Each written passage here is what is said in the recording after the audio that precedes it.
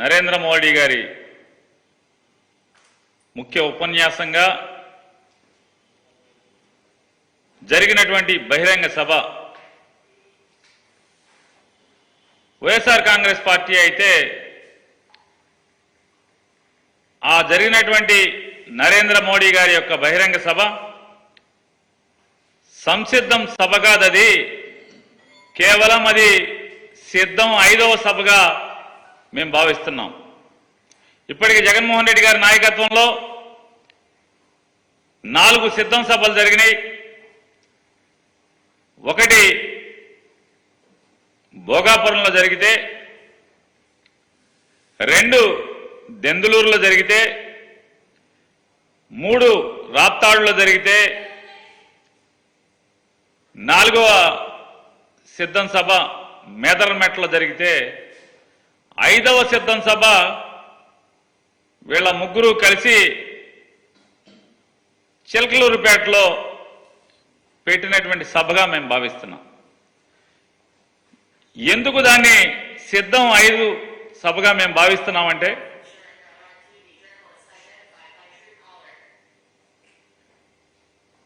ఆ సిద్ధం 5వ సభ జరిగినటువంటి 4 సిద్ధం సభల్లో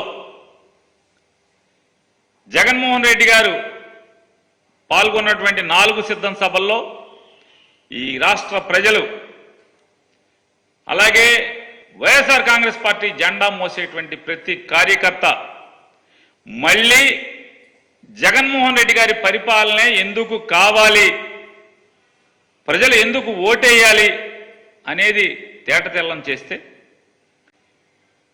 ఈ 5వ సిద్ధం సభ అయినటువంటి చిలకలూరుపేట సభలో మోడీ గారు కానీ, చంద్రబాబు నాయుడు గారు కానీ, లేదా పవన్ కళ్యాణ్ గారు కానీ అసలు ఈ రాష్ట్రానికి వారేం చేయదలుచుకున్నారు, వాళ్ళ ముగ్గురు యొక్క అవకాశవాద కూటమికి ఓటేస్తే అసలు ప్రజలు ఎందుకు ఓటేయాలి, ఓటేస్తే వారేం చేస్తారు వారు ముగ్గురు కలిసి ఈ రాష్ట్రానికి. అలాగే 2014లో వీళ్ళ ముగ్గురు కలిసి పవన్ కళ్యాణ్ గారు కూడా చెప్పారు, వెంకన్న బాలాజీ, తిరుపతి బాలాజీ ఆశీస్సులతో మా కలయిక గొప్ప కలయికగా అయింది అని చెప్పారు. మరి 2019లో ఈ పాచిపోయిన లడ్లు ఇవాళ చిలకలూరుపేట సభకి ఎలా తాజా లడ్లుగా మారినాయో పవన్ కళ్యాణ్ గారు చెప్పాడా ఈ రాష్ట్ర ప్రజలకి?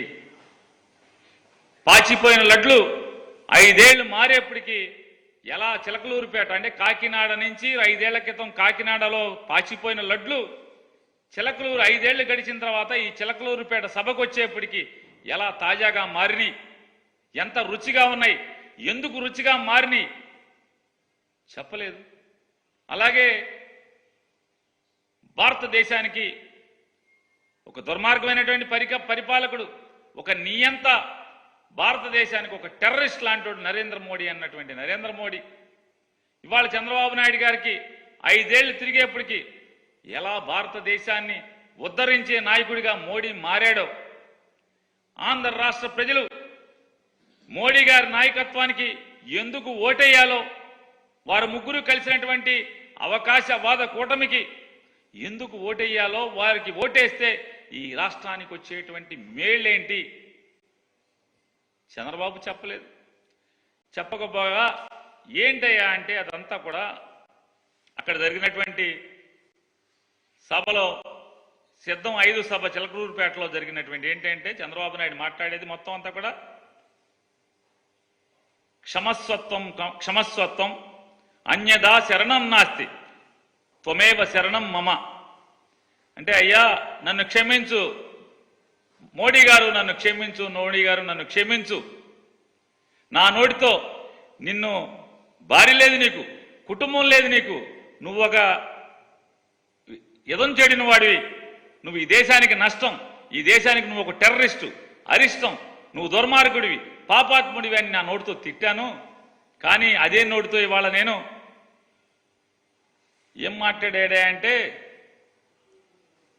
మోడీ అంటే అభివృద్ధి, మోడీ అంటే సంక్షేమం, మోడీ అంటే ఆత్మగౌరవం. అంటే దాని అర్థం ఏంటి? క్షమస్వస్థం క్షమస్వస్థం స్వత్వం అంటే నన్ను క్షమించు మోడీ, నన్ను క్షమించు మోడీ, అన్యదా శరణం నాస్తి. నన్ను జగన్ నుంచి కాపాడేవాడు ఎవడో లేడు. పవన్ కళ్యాణ్ నమ్ముకుంటే పవన్ కళ్యాణ్ నన్ను కాపాడలేకపోతున్నాడు. నువ్వు తప్పితే నన్ను జగన్ నుంచి కాపాడదాకా ఎవడు దొరకట్లేదు. అన్యదా శరణం నాస్తి, త్వమేవ శరణం మమ. నన్ను జగన్ నుంచి కాపాడు మోడీ అని కాళ్ళ మీద పడటం తప్పితే ఇందులో ఈ సభలో అతను మాట్లాడింది ఏంటి? చంద్రబాబు నాయుడు ఏం మాట్లాడాడు? మొన్న ఎందుకు తిట్టాము, ఇవాళ ఎందుకు మోడీ కావాలి ఈ రాష్ట్రానికి? మోడీ వస్తే ఏం చేస్తాడు?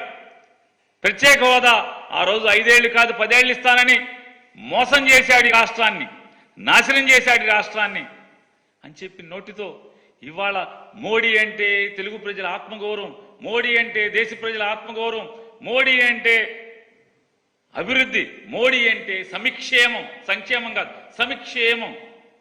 మరి ఏమైంది? ఏంటి మార్పు కారణం ఏంటి? మోడీ అంటే సంపద సృష్టించే వ్యక్తి, మోడీ అంటే ఒక నమ్మకాన్ని కలిగించే వ్యక్తి.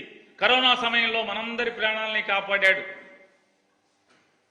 చంద్రబాబు నాయుడు గారి యొక్క కీర్తి సుధ ఇది. మోడీ గారి గురించి ఆయన వాళ్ళు మాట్లాడినటువంటి కీర్తి సుధ. ప్రపంచంలో భారతదేశాన్ని 5వ స్థానాన్ని నుంచి 3వ స్థానానికి తీసుకొచ్చాడు.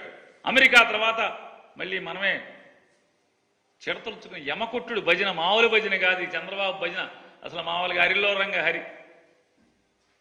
మనందరం మోడీ ఆశయాలతో అనుసంధానం కావాలంట చంద్రబాబు నాయుడు గారు చెప్తారు. మనందరం మోడీ ఎందుకు కావాలి? ఈ 5 ఏళ్లలో గడిచిన 2019 నుంచి ఈ రోజు దాకా మీరే తిట్టారు కదా, మీ బామ్మర్తో తిట్టించారు కదా మోడీ లుచ్చాహాయ్ బచ్చాహాయ్ అని. ఆ మోడీ లుచ్చాహాయ్ బచ్చాహాయ్ ఇవాళ అచ్చాహాయ్ ఎట్టా అయ్యాడు? ఎలా అచ్చా అయ్యాడు? ఎందుకు అయ్యాడు అంటే మీరు కూడబలుక్కుని దొంగల ఊళ్ళు పంచుకున్నట్టుగా మీరు ఏకమైపోతే సరిపోద్దా? ఈ రాష్ట్ర ప్రజలకి మీరు ముగ్గురు ఎందుకు కలిశారు? ఏంటి మాకేంటి ఈ రాష్ట్రానికి ఏంటి అని చెప్పని ఒక్కటి చెప్పలేదు అక్కడ మీ ముగ్గురులో.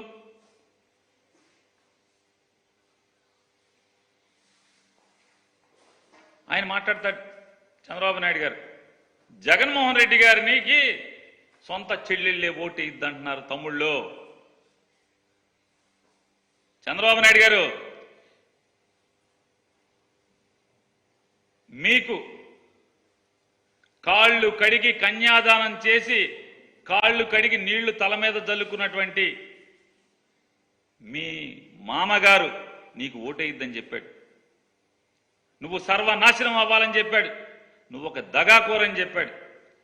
మీ తోడబుట్టినటువంటి తమ్ముడు రామ్మూర్తి నాయుడు గారు మా అన్నకి ఓటేయబాకండి, నారా చంద్రబాబు నాయుడు గారికి ఓటేయబాకండి అని ఊరూరు తిరిగాడు.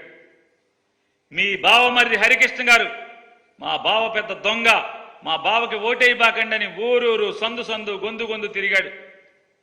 మీ తోడల్లుడు దగ్గుపాటి వెంకటేశ్వరరావు గారు ఇతను ఒక వెన్నుపాటుదారుడు, కుట్రదారుడు, దొంగ, ఏయబాకండి ఓటు అని మీ తోడళ్ళు తిరిగాడు. మీ వదిన గారు ఈరోజు డయాస్ మీద ఉన్నటువంటి ఆవిడ మా బావకు దొంగ, మా బావకు మోసగాడు, మా మరిది ఒక మోసగాడు, ఓటేయబాకండి నారా చంద్రబాబుకి అని సాక్షాత్తు మీ శ్రీమతి గారు అక్కగారు తిరిగారు.